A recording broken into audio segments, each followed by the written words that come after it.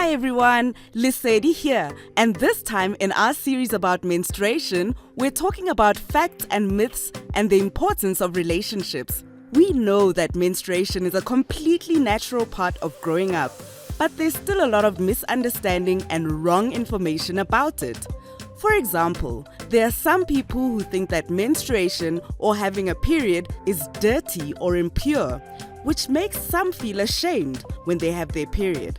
They may want to hide and be alone, and this is just not right.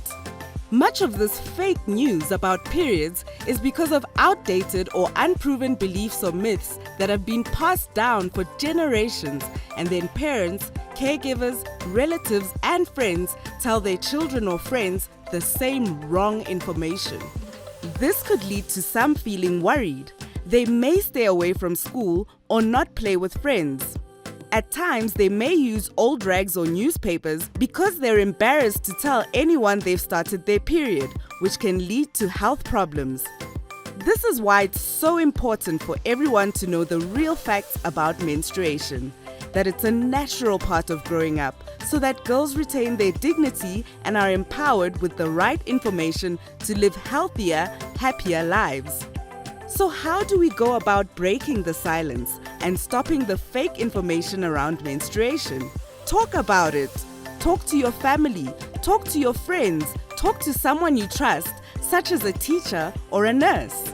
Parents and caregivers should start these conversations with girls even before they start their period.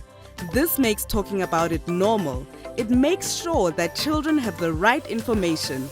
It builds trust. And importantly, it sends the message that menstruation is a totally natural part of life, like eating and sleeping. It stops incorrect information from spreading and reduces the shame around periods. And you know who really needs to be part of this conversation? Boys! That's right! By knowing what menstruation is really all about, boys can support their sisters and friends. And by understanding menstruation, they won't spread lies or make up stories about it.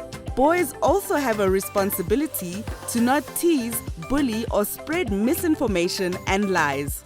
Including boys in the conversation will help them empathize, and having that knowledge also breaks down stereotypes. It will help them be kinder and more supportive as well. Of course, teachers, as always, have an important role to play in the spreading of knowledge, and menstruation is no different. They include menstruation as a topic in their lessons so that both boys and girls know the facts. And the classroom can be a safe space for learners to ask questions and share thoughts. Another really good way to stop false information about menstruation from spreading and put an end to shame that some girls may feel: public awareness. We all need to share the correct information and remind everyone that menstruation is a natural part of life. That includes telling community leaders, religious leaders, elders, even doctors and nurses who might have an outdated view on menstruation.